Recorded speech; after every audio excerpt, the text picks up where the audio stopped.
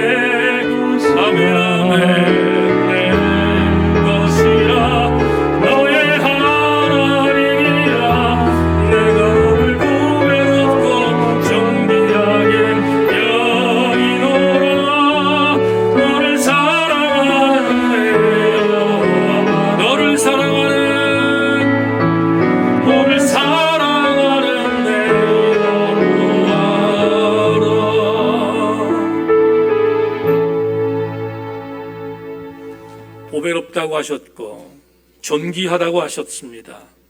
우리가 그런 존재인데 오늘 말씀을 들을 때 이런 존재임을 확인하고 말씀 안에 거하는 우리들 되게 하여 주시옵소서.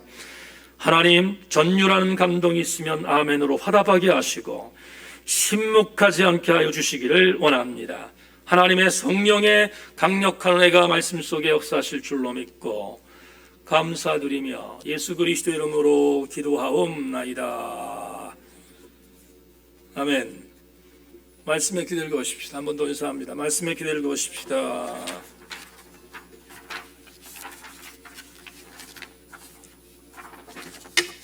오늘 일부 예배 때 대면으로도 상당히 많은 성도들이 나오고 줌과 유튜브에서도 일부 예배를 오늘 많이들 나오셔서 아마 설명절을 예배 드리고 이모저모 일을 하실 걸로 예상하는데 오늘 2부에는 적은 무리가 모였지만 하나님께서 이 예배도 강력하게 견인하실 줄로 믿고 말씀을 통해 받는 귀한 시간 되기를 주의 이름으로 소망합니다.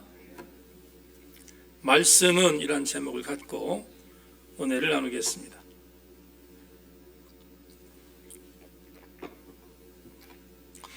김기성 목사님께서 지난 주간 본인이 근래 출간한 저서 한 권을 보내주셨습니다. 시편 산책을 한 책인데 김 목사님의 그 책 속에 나오는 한 글을 교우들에게 읽어드리면서 설교를 시작하겠습니다. 뮌헨에 있는 성목교회를 둘러보고 나오다가 난 얼핏 게시판에서 알듯한 얼굴을 본 것 같아 잠시 멈추어 섰다. 그 얼굴은 18세기 독일의 철학자 임마누엘 칸트였다. 그는 현대 철학의 수석을 놓은 사람인데 게시판에는 그가 한 말이 적혀 있었다. 번역하면 이렇다. 나는 일생 동안 참 훌륭하고 좋은 책을 많이 읽었습니다. 그렇지만 나는 그 속에서 시편 23편에 나오는 내 단어보다 내 마음을 더 고요하고 기쁘게 해준 말을 발견한 적이 없습니다. 그것은 Du bist bei mir. 주님은 나와 함께 계시다는 말입니다. 임마누엘 칸트는 우리가 너무 잘 아는 철학자입니다. 보통 철학과 신학은 친하지 않지만 칸트만큼은 기독교적인 신앙에 점철됐던 아주 유명한 철학자인데 그는 엄청난 책을 많이 썼지만 그가 여러 책을 읽고 본인도 책을 쓴 어간 시편 23편 여호와는 나의 목자십니다 라는 이 기가 막힌 대명제를 그는 삶의 현장 안에서 여호와는 나의 목자라는 말을 주님이 나와 함께 계신다는 말로 적용했다고 김기성 목사는 우리에게 말하고 있습니다. 그렇다면 말할 것도 없이 임마누엘 칸트의 전 인생 여정에서 언제나 시편 23편은 칸트를 움직였던, 칸트를 붙들고 있었던 말씀으로 적용하며 살았다는 말이 될 것입니다. 2022년은 우리 세인교회가 개척한 지 14년이 되는 해입니다. 2008년 11월 초 어느 날 하나님께서 제게 득달같이 오셨습니다. 서울로 교회를 옮길 것인가, 제천에서 개척하여 사역을 할 것인가를 놓고 밤잠을 자지 못하던 그 어느 날이었습니다. 서울로 사역지를 옮기면 나름 안정적인 교단 목회자로 살아갈 것이지만 제천에서 교회를 개척하면 광야 생활을 자처하는 것인데 어떻게 하는 것이 옳은가에 대해 불면의 밤을 보내고 있는 어느 날 주께서 기도하던 제게 이전에도 똑같이 하셨던 것처럼 찾아오셨습니다. 그리고 제게 이 말씀을 주셨습니다. 사도행전 18장 9절 10절 말씀입니다. 밤에 주께서 환상 가운데 바울에게 말씀하시되 두려워하지 말며 침묵하지 말고 말하라. 내가 너와 함께 있으며 어떤 사람도 너를 대적하여 해롭게 할 자가 없을 것이니 이는 이 성중에 내 백성이 많음이라 하시더라. 여러분, 사도 바울이 아덴의 사역을 하다가 아덴의 철학자들에 의해서 거부를 당하고 쫓겨났습니다. 그런 뒤에 그는 생면부지의 땅이었던 고린도로 들어옵니다. 고린도는 바울이 단 한 명도 아는 사람이 없었던 정말 척박한 땅이었고 고독한 땅이었습니다. 너무 힘들었던 사도 바울, 아마도 정말 많이 힘들고 어려운 고린도 사역을 앞두고 있었던 어간이었을 것입니다. 그런데 바로 그때 하나님께서 바울에게 오셔서 이렇게 말씀한 것입니다. 바울아, 두려워하지 말고 이 땅을 떠나지 말고 이 땅에서 담대하게 복음을 외쳐라. 내가 너와 함께 있을 것이고 어떤 사람도 너를 대적할 해롭게 할 자가 없을 거야 라고 주님이 위로하셨습니다.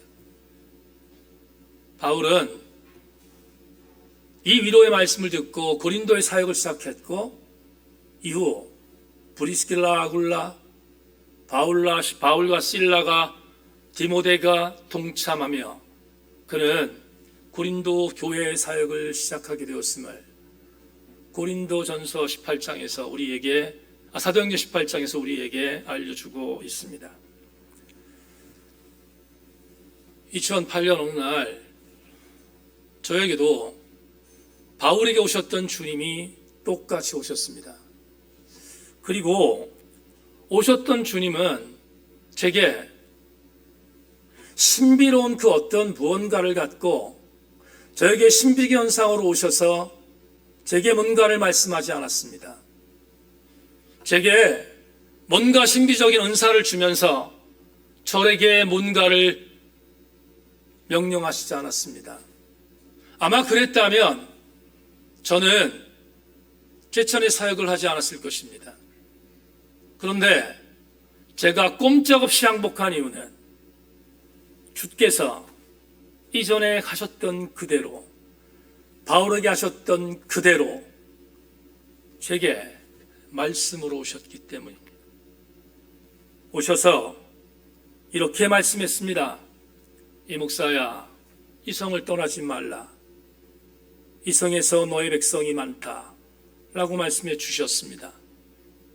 그리고 저는 그 말씀을 붙들고 지난 14년 동안 제천세인교회를 섬기고 있습니다. 지금도 과정 자체는 쉽지 않지만 그럼에도 불구하고 힘들 때마다 이 말씀을 붙드는 이유는 이 말씀은 주님께서 저에게 주셨던 레마였기 때문입니다.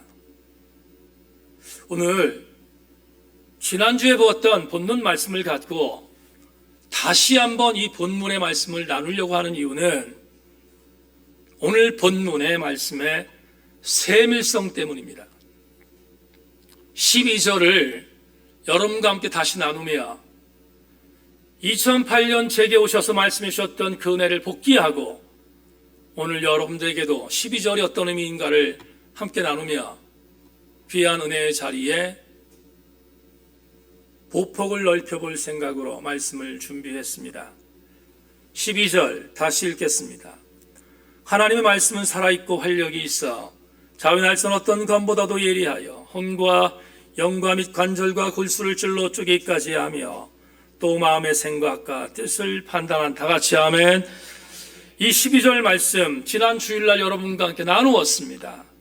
그런데 오늘 말씀을 다시 본 이유는 조금 더 구체적으로 12절의 위력을 나누기 위해서입니다. 우린 지난 주간 특별 새벽 기도를 통하여 말씀으로 무장하는 크리스티아노스가 되었음을 여러분과 함께 나누었습니다.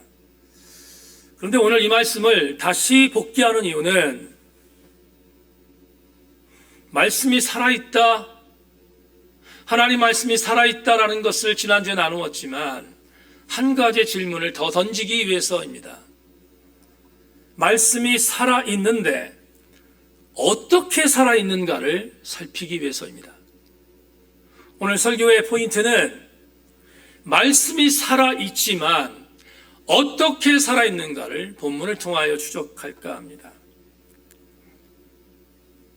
히브리서 저자는 오늘 본문에서 하나님 말씀은 살았고 활력이 있어 라고 분명히 말하고 있습니다.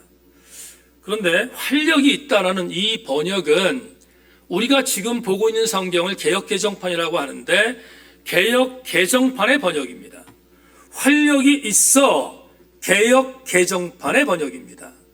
틀린 번역은 아니지만 제가 조금 더 좋아하는 번역으로 번역을 바꾸겠습니다. 제가 좋아하는 번역은 우리가 개역개정판을 보기 바로 직전 번역판인 개역성경판입니다. 개역성경판에 어떻게 번역했는지 자막 보십시오. 하나님의 말씀은 살았고 운동력이 있어 좌우의 날선 어떤 검보다도 예리하여 홍과 영과 및 관절과 골수를 찔러 쪼개기까지 하며 또 마음의 생각과 뜻을 감찰하니 밑줄 긋고 여러분 노란색으로 보여있는 이 문구를 여러분이 주목해 주기를 부탁합시다. 운동력이 있다라는 단어, 여기 운동력이라는 단어가 헬라어 단어로 에넬게스라고 합니다. 그런데 이 에넬게스라는 단어는 형용사인데 명사가 에넬게이아라고 합니다. 에넬게이아라는 단어에서 우리가 익숙한 단어를 영어 단어에서 볼 수 있습니다. 다시 말하면 우리가 너무나도 익숙하게 쓰고 있는 한 단어가 이 에넬게이아라는 단어에서 파생됐다는 것입니다. 그 단어는 바로 에너지입니다. 우리가 아주 많이 쓰는 단어 에너지가 에넬게이아에서 파생된 단어입니다. 설교 준비하다가 에너지라는 단어가 사전적으로 어떤 의미가 있는지를 네이버 국어사전에서 찾아봤습니다. 그랬더니 이렇게 쓰여 있습니다. 인간이 활동하는 물리적, 심리적 힘이다. 인간이 활동하는 물리적, 심리적 힘이 뭐냐? 에너지라고 네이버 사전에, 국어사전에 기록되어 있습니다. 맞는 말인데 목사인 저는 2%가 부족하다고 생각했습니다. 그래서 단어 하나를 더 첨가하겠습니다. 에너지가 뭘까? 적어도 우리 예수 믿는 사람들에게는 이게 에너지입니다. 인간이 활동할 수 있는 물리적, 심리적, 하나 더 영적 힘입니다. 세상 사람들은 에너지를 물리적이고 심적인 힘으로 국한하지만 우리는 단어 하나, 영적인 힘이 더 들어가도록 해석해야 합니다. 무대뽀가 아니고요. 그럴 만한 이유가 있기 때문입니다. 오늘 12절을 보면 에너지, 운동력, 활력이라는 단어를 히브리서 저자가 12절에서 표현한 이유는 이 에너지가 세 가지의 능력이 있음을 우리에게 알려주고 있습니다. 세 가지가 뭘까? 12절에 있는 말씀을 그대로 적용한다면 첫째, 이 에너지는 좌우의 어떤 날선 검보다도 예리하다고 했습니다. 둘째, 홍과 영과 관절과 골수를 찔러 쪼개는 능력이 있다 했습니다. 셋째, 우리의 마음과 생각과 뜻을 판단하는 능력, 그러니까 이 세 가지를 우리가 종합한다면 이것이야말로 영적 능력입니다.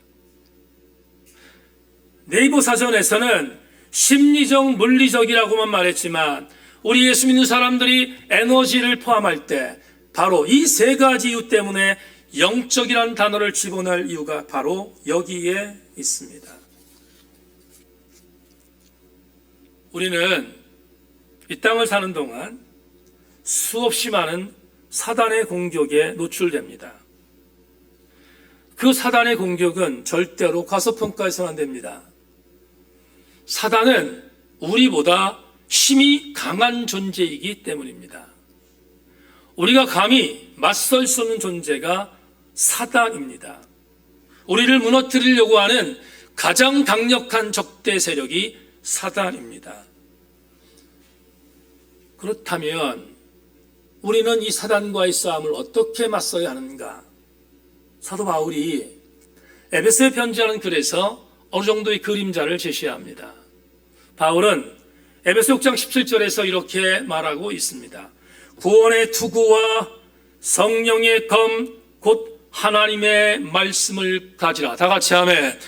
하나님의 말씀이 뭔가? 성령의 검이라고 했습니다. 적어도 사단과의 싸움에서 이기려면 이 하나님의 말씀인 성령의 검을 가지라고 바울이 말합니다. 주목할 것은 에베소 6장에 기록되어 있는 하나님의 전신갑주의 하나가 성령의 검입니다. 그런데 바울이 말한 하나님의 전신갑주의 모든 부분은 다 수비용 무기입니다. 수비용 무기입니다. 투구, 배에 차는 복대, 방패, 모두가 수비용 무기입니다. 근데 바울이 주장하고 또 주목하는 무기를 하나 소개합니다. 그 무기는 바로 공격용 무기입니다. 바울이 말하고 있는 공격용 무기는 딱 한 가지입니다. 그게 성령의 검입니다. 성령의 검인데 이 성령의 검을 바울은 뭐라고 표현하고 있는가? 이게 바로 하나님의 말씀이라고 말하고 있습니다. 하나님의 말씀이 성령의 검임을 사도 바울은 에베소 교회 편지하는 글에 소개하고 있습니다. 저를 비롯하여 오늘 대면을 통하 예배를 드리는 여러분들 전체, 줌과 유튜브를 통하 예배를 드리는 전체, 단 한 명의 예외 없이 이렇게 정의합시다. 여러분들 모두 사단의 공격에서 자유로울 수 있는 사람은 없습니다. 단 한 명도 존재하지 않습니다. 만에 하나 사단이 노출된 우리를 공격하면 우리는 추풍낙엽처럼 쓰러져야 할 백전백패에 연약한 존재들입니다. 그런데 이런 넘어질 수 있는 우리들을 오늘 히브리서 저자가 바울이 말했던 말씀 그대로 적용한다면 무기를 가지라고 제언합니다. 그 무기는 살아있는 하나님의 말씀입니다. 이 말씀을 무기로 장착하라고 말합니다. 문제는 성도들이 말씀을 무기로 장착하지 않는 것이 문제입니다. 앞에 소개했던 김기성 목사의 그 책에 나오는 또 하나의 문장을 여러분에게 소개하겠습니다. 오늘의 개신교회가 힘을 잃은 것은 신자들이 하나님의 뜻이 아닌 세상의 기준에 따라 자기의 삶을 조율하기 때문이다. 100% 동의합니다. 이렇게 한번 나눠보겠습니다. 교회가 이 땅에 왜 존재해야 하는가? 지난주에 말씀드렸습니다. 교회가 이 땅에 존재하는 이유는 밖에 있는 세속의 가치를 추구하는 자들이 교회라고 하는 공동체를 가면 세속의 가치를 뛰어넘는 그 무언가가 있다고 생각하기 때문에 교회를 나오는 것입니다. 그렇지 않겠습니까? 그런데 세상의 가치보다 교회의 가치가 똑같거나 못하면 뭐하러 교회를 나옵니까? 절도 마찬가지고 성당도 마찬가지입니다. 뭔가 세속의 가치보다 뛰어난 뭔가의 가치가 교회에 있어, 성당에 있어, 절에 있어 생각하니까 나가는 거잖아요. 그게 종교예요. 그게 신앙생활이라고요. 그런데 김기성 목사가 뭐라고 말합니까? 이렇게 말합니다. 오늘날 개신교회가 힘을 잃은 이유는 뭔가 세상의 가치와 교회의 가치가 같다는 거예요. 그래서 교회 안에 있는 성도들이, 신자들이 세상의 가치와 교회의 가치를 동일시하여 전혀 그리스도인의 삶을 살지 못하고 있다는 그 기가 막힌 참담함이 오늘 교회를 약하게 하고 있다고 김 목사는 우리에게 제시하고 있습니다. 여러분, 세상을 절대로 깔보면 안 되는 이유가 있습니다. 일전에 여러분에게 소개했던 히브리대학교 역사학과 교수인 유발 하라리가 호모 데우스, 하나님이 된 인간을 소개합니다. 그의 선언을 보십시다. 성공은 야망을 낳는다. 인류는 지금까지 이룩한 성취를 딛고 더 과감한 목표를 향하여 나아갈 것이다.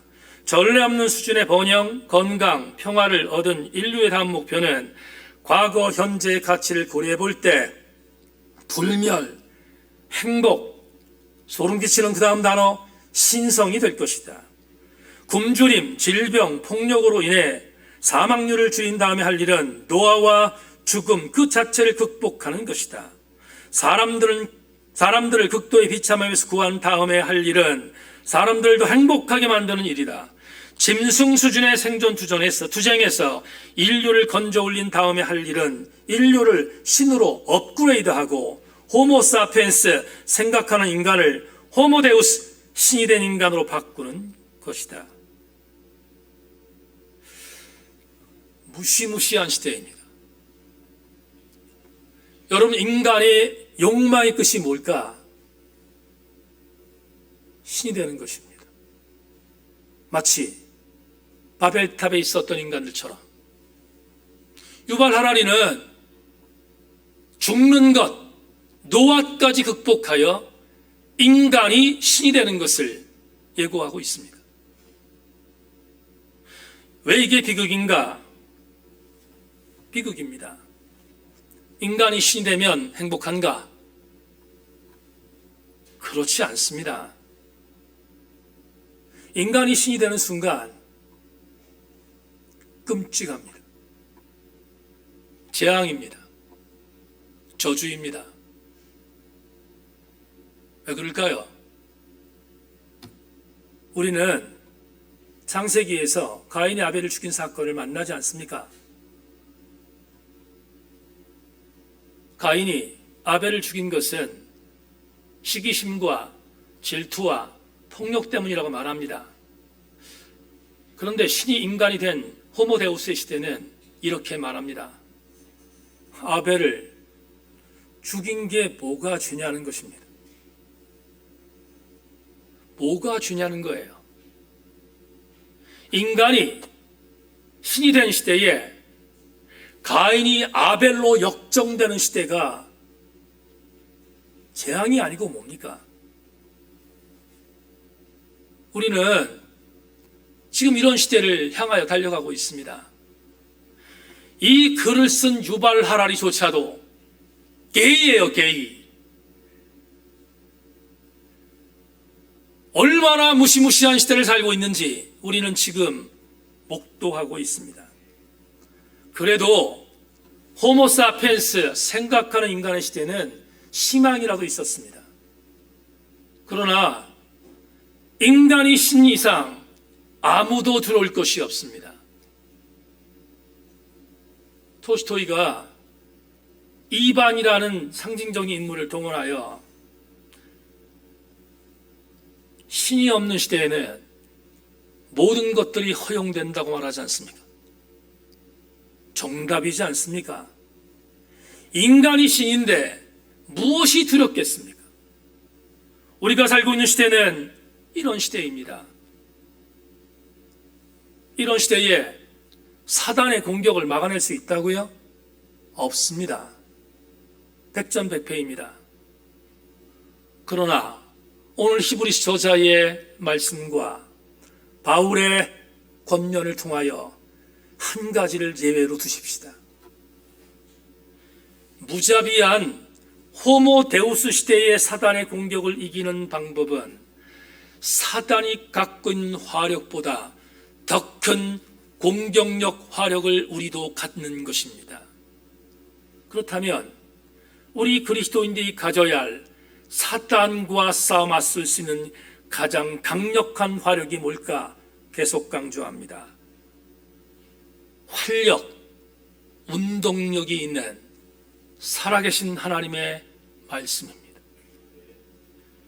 이 말씀이 우리를 살릴 수 있는 유일한 방법인 것을 여러분 절대로 잊으면 안 됩니다.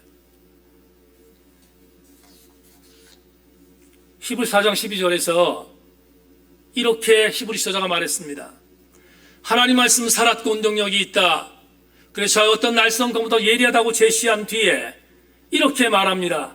우리의 혼과 우리의 영과 우리의 관절과 우리의 골수와 우리의 마음과 우리의 생각과 우리의 뜻을 찔러 쪼개며 감찰한다고 했습니다. 그렇다면 이렇게 살아있는 말씀이 이 능력을 갖고 있다면 우리는 이 시대를 이길 수 있지 않겠습니까? 말씀으로. 성경의 내용을 하나 소개하겠습니다. 망가졌다가 치유된 하나님의 사람 한 명을 예로 들자면 상당히 많은 사람이 있겠지만 저는 말할 것도 없이 베드로를 추천하고 싶습니다. 예수님께서 세종 목요일 날 다락방에서 제자들과 함께 최후의 만찬을 하셨습니다. 발을 닦고 성찬식을 집례하신 뒤에 나는 십자가에 못 박혀 죽게 될 것이다, 이렇게 말씀하십니다. 그러자 베드로가 반색합니다. 그리고 베드로가 말합니다. 그럴 일 없습니다. 주님 죽지 않습니다. 그러자 주께서 베드로에게 직격하십니다. 오늘 밤에 여기 있는 모든 사람들이 나를 버릴 거다. 그러자 버린다는 주님의 말에 더 반색하며 베드로가 말합니다. 주님과 함께 죽으면 죽었지 주님을 절대로 버리지 않습니다. 이렇게 장담했습니다. 아시는 것처럼 마가다락방의 세후의 만찬을 끝내신 주님은 그날 저녁 겟세마네로 올라가셔서 새벽에 체포당하셨습니다. 가야바의 군종들과 가야바의 병사들이 예수님을 죽이기 위해서 이미 배반한 가룟 유다의 지시에 따라 겟세마네 동산에 와서 예수님을 체포했습니다. 가야바에 끌려갔습니다. 그 현장에 있었던 제자들 전부 다 도망갔습니다. 말대로 이루어진 것입니다. 그런데 말한 사람이 책임지라고 베드로 한 사람은 예수님을 따라갑니다. 성경은 말합니다. 멀찍이 따라갔다고. 따라갔습니다. 가야바의 뜰에서 예수님이 신문받고 있습니다. 그때 세 복음서를 연합해 보면 어떠한 여자종, 어떠한 사람, 어떠한 여인이 와서 베드로에게 묻습니다. 너도 나사렛 예수와 함께 있었다. 세 번이나 묻지요. 그 묻는 말에 사도 마태는 마태복음에서 굉장히 드라마틱하게 부인의 장면을 묘사하고 있습니다. 마태복음 26장 70절에는 모른다, 첫 번째 부인입니다. 나는 저 예수를 모른다, 이렇게 말합니다. 두 번째는 똑같은 반복이긴 하지만 헬라 원어 성경을 보면 강하게 부인했다고 나와 있습니다. 조금 강도가 심해졌습니다. 세 번째는 참담하게 부인합니다. 먼저 이렇게 부인합니다. 나를 저주한다. 내가 거짓말을 하면 나를 저주한다. 그리고 또 이렇게 말합니다. 맹세하는데 나는 저 예수를 몰라. 마태복음 26장 74절을 공동번역으로 제가 읽어드리겠습니다. 그러자 베드로는 거짓말을 하면 천벌이라도 받겠다는 맹세를 하면서 나는 그 사람을 알지 못하고 하고 잡아떼었다. 바로 그때에 닭이 울었다. 베드로의 상태가 이 정도면 회복 불능입니다. 우리는 가룟 유다가 나쁜 사람이라고 하지만 가룟 유다나 베드로나 도찐 개찐입니다. 베드로 역시 똑같은 인간입니다. 이 정도인데 나를 저주하면서 내가 천벌이라도 받겠다고 맹세하면서 예수를 부인한 사람이 무슨 가능성이 있겠습니까?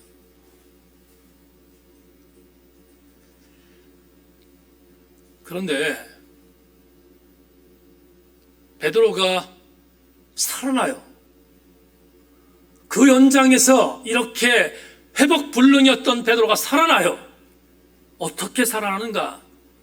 이게 전율하는 감동입니다. 마태복음 26장 75절 답이 있습니다. 똑같이 공동번역으로 읽겠습니다. 베드로는 닭이 울기 전에 세 번이나 나를 모른다고 할 것이다 하신 예수의 말씀이 떠올라 밖으로 나가 몹시 울었다. 이 구절에서 전율하는 감동이 있습니다. 베드로 회복이 어떻게 이루어졌습니까? 지성으로? 감성으로? 의지로? 그렇지 않습니다. 베드로 회복된 가장 강력한 이유는 예수의 말씀이 떠올랐기 때문이다. 말씀이 떠올랐다. 주께서 뭐라고 말씀하셨습니까? 마태복음 26장 33절 35절에서 이렇게 말씀하고 있습니다. 베드로가 대답하이로되 모두 주를 버릴지라도 나는 결코 버리지 않겠나이다. 예수께서 이르시되 내가 진실로 내게 이르노니 오늘 밤 다 굴기 전에 내가 3번 나를 부인하리라. 베드로가 이르되 내가 주와 함께 죽을지언정 주를 부인하지 않겠나이다 하고 모든 제자도 그와 같이 말하니라. 베드로는 주님께서 절대로 죽지 않습니다. 내가 다른 사람은 배반해도 나는 주님을 버리지 않을 것입니다 말했습니다. 그때 주께서 뭐라고 말씀하셨는가? 베드로야, 오늘 밤 다 굴기 전에 내가 나를 3번 부인할 것이다. 주님 말씀하셨는데 가해바의 뜰에서 3명이 말했을 때 나는 모른다, 진짜 모른다, 맹세해 모른다 말했던 베드로가 주님을 부인하자 바로 그 순간 주님께서 하셨던 그대로 닭이 울었습니다. 닭이 우는 그 순간 베드로는 예수께서 하셨던 말씀이 떠올랐습니다. 오늘 우리는 대단히 중요한 은혜를 오늘 설교를 통해서 찾겠습니다. 바로 이 점에서 우리가 절대로 부인하면 안 되는 대단히 중요한 말씀 은혜를 나누겠습니다. 오늘 주일의 설교 레마 자막으로 보겠습니다. 2부 예배에 나오신 사랑하는 교회 여러분, 줌으로 예배를 드리고 있는 지체 여러분, 유튜브에서 예배를 드리고 있는 사랑하는 교우 여러분, 하나님 말씀은 우리를 살리는 영적인 에너지입니다. 하나님의 말씀만이 우리를 살릴 수 있는 영적인 에너지입니다. 저와 연배가 똑같은 목사 중에 제가 참 자랑스럽게 여기고 심지어 존경하는 한 목사님이 있습니다. 부산의 로고스 교회를 섬기고 있는 김기현 목사입니다. 집내교회 목사인데 김 목사의 책을 읽다가 그가 말하고 있는 여러 가지의 영적인 촌철살인들을 발견하다가 얼마나 감사하게 은혜를 받았는지 모릅니다. 참 많은 책을 썼는데 김기현 목사가 말씀 앞에 울다라는 책을 썼습니다. 이 책은 신학적인 수사학을 동원해서 뭔가를 해석하는 책이 아닙니다. 그가 목회하면서 하나님 말씀을 읽다가 그 읽은 말씀에 감동이 된 것을 본인의 언어로 해석한 글이 말씀 앞에 울다입니다. 그런데 이 책 프롤로그에 글을 쓴 동기를 이렇게 표현하고 있습니다. 독하게 썼다. 성경이 어찌나 나를 혹독하게 다루는지 거의 죽는 줄 알았다. 말씀이 날카로운 비수가 되어 가차없이 내 폐부를 깊숙이 찌르고 들어왔다. 나는 속주무책으로 당할 수밖에 없었다. 주의 말씀이 내 마음속에 있는 치부, 욕망, 약점을 건드렸고 가족사도 파헤쳤다. 난 아팠고 피를 흘렸으나 내가 이해되었고 좀 더 사랑하게 되었다. 성경은 참으로 독하고 쓰디쓴 약이다. 성경은 내게 그랬듯이 여러분도 마구 찔러 쪼갤 것이다. 그리고 이 글을 읽으면 조금은 아플 거다. 그러나 아파야 낫는다. 말씀 앞에서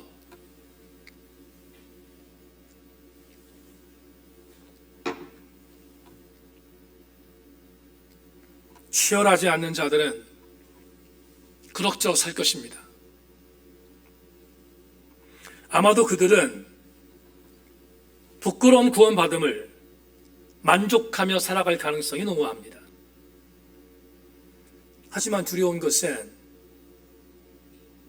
앞으로 더 치열하게 전개될 호모데우스의 시대에서 그들이 그 구원을 유지할지는 장담할 수 없습니다.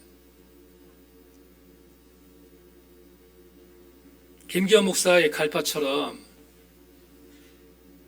나를 그리스도인으로서 살도록 유지해주는 말씀의 치열함이 없이 기분 좋은 말씀 선택하고 귀에 듣기 좋은 사탕발림의 말씀에 함몰된 자, 하나님의 감동적인 치유에 대해서 기대하지 마십시오. 지난 일주일 동안 특별 새벽 기도를 했습니다. 한 달 전부터 말씀을 준비했습니다. 말씀을 준비하고 준비하고 이렇게 기도했습니다. 하나님, 이번 특세 기간 동안에 무너져 있는 자 한 명이라도 일어서게 해달라고, 침체되어 있는 자 한 명이라도 다시 서게 해달라고 기도했습니다. 그런데 지난 일주일 동안 특세 기간을 하나님께 드리며 심각하게 침체되어 있고 심각하게 무력한 지체들이 일어나는 것을 눈으로 보았습니다. 그들을 하나님께서 어떻게 일으켜 세웠을까?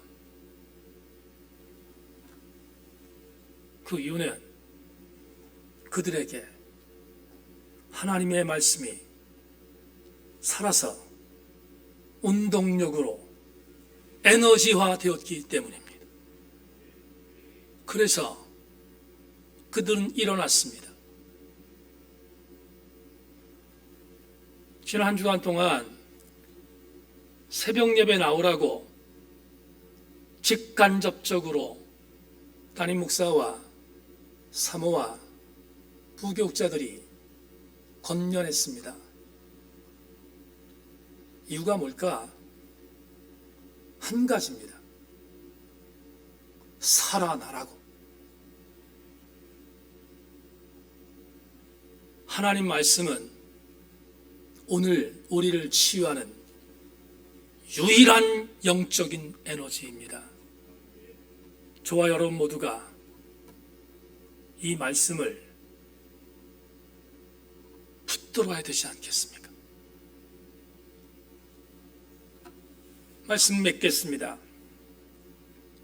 1515년 교황 레오 10세는 성 베드로 성당의 건축비를 충당하기 위해서 인돌전스 면죄부를 팔기 시작했습니다. 당시 캐톨릭의 공용 언어는 라틴어였습니다. 라틴어를 공용어로 쓰지 않는 다른 나라의 캐톨릭 신자들은, 더군다나 문맹률이 80% 이상이 되던 유럽은 도대체 성경이 무엇을 말하고 있는지 알 리 없습니다. 중세 캐톨릭의 교황 레오 10세를 비롯하여 수많은 타락한 성직자들은 이걸 이용하여 지금 로마의 바티칸에 있는 으리으리하게 서져 있는 바티칸 성당을, 성베드로 성당을 비롯하여 성당을 재건하기 위하여 그들에게 죄를 용서받을 수 있는 종이짝을 팔았습니다. 그걸 인돌전스, 면죄부라고 합니다. 인돌전스를 사는 순간 죽어있는 지옥에 있는 형제들이 연옥으로 갈 것이고, 연옥에 있는 형제들이 천국으로 옮기게 될 것이니 이 면죄부를 사라고 종용했습니다. 아무것도 모르던 무지했던 가톨릭 성도들은 돈 주고 면죄부를 사기 시작했습니다.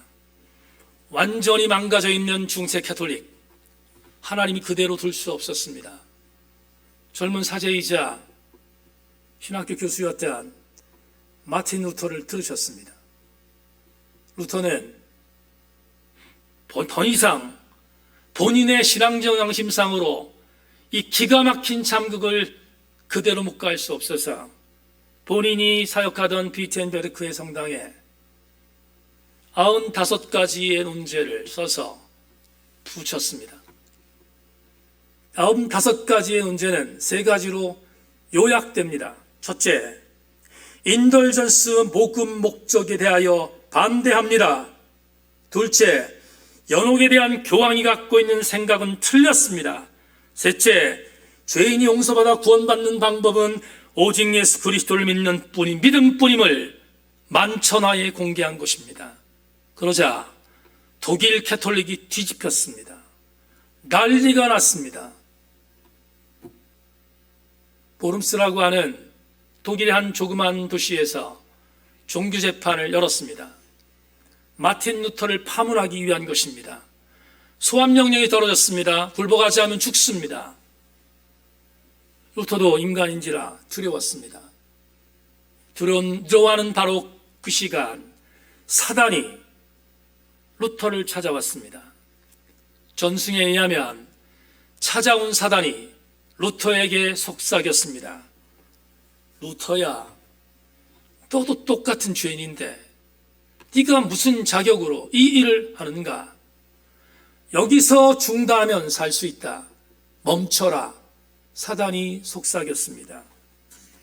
존경하는 사탄의 음성을 들었던 루터, 힘들었겠지요. 그런데 힘들어하는 어느 날 루터에게 2008년 11월 이강동 목사에게 찾아오셨던 그 주님께서 찾아오셨습니다.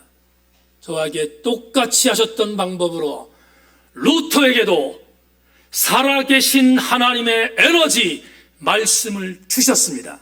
그 말씀은 로마서 1장 17절입니다. 복음에는 하나님의 의가 나타나서 믿음으로 믿음에 이르게 하나니 기록된 바 오직 의인은 믿음으로 말미암아 살리람과 같으니라. 루터야, 네가 옳다는 것입니다. 보름스의 종교재판에 참석했습니다. 아니야 다를까 권력에 물들어 있었던 전혀 하나님과 관계없었던 캐톨릭의 성직자들이 굴복할 것을 종용합니다. 철회하라는 것입니다. 용서를 빌라는 것입니다. 루터는 그 장소에서 죽기를 각오하고 이렇게 선언했습니다. 그가 선언한 선언문은 오늘 후배들에게 이렇게 전해지고 있습니다. 나는 성경에 굴복하며 내 양심은 말씀 앞에 사로잡혀 있으므로 그 어떤 것도 철회할 수 없고 그러고 싶지도 않다. 양심의 반원 행동은 안전하지도 건전하지도 않기 때문에 나도 어쩔 수 없다. 나는 여기에 서 있나이다. 하나님 저를 도우소서. 오늘 이 시대는 사사시대를 방불하는 신사사시대입니다. 바벨탑을 방불하는 신바벨탑 시대입니다. 인간이 신이 된 호모데우스의 시대입니다. 이 시대를 이기는 방법은 한 가지입니다. 하나님 말씀은 살았고 활력이 있어 좌우였던 날선 걷던 검보다도 예리하여 홍과 영과 및 관절과 골수를 찔러 쪼개기까지 하며 또 마음과 생각의 뜻을 판단하는 하나님의 유일한 에너지, 살아있는 말씀으로 무장하는 것입니다. 우리 모든 성도들이여, 이 말씀으로 무장하여 보름스 종교 재판에 회부되었지만 이겼던 마틴 루터의 찬양을 오늘 함께 부르기를 원합니다. 마틴 루터의 강력한 방패요, 강력한 무기이셨던 하나님을 의지하고 불렀던 찬송 585장을 우리도 믿음을 갖고 부르기를 원합니다.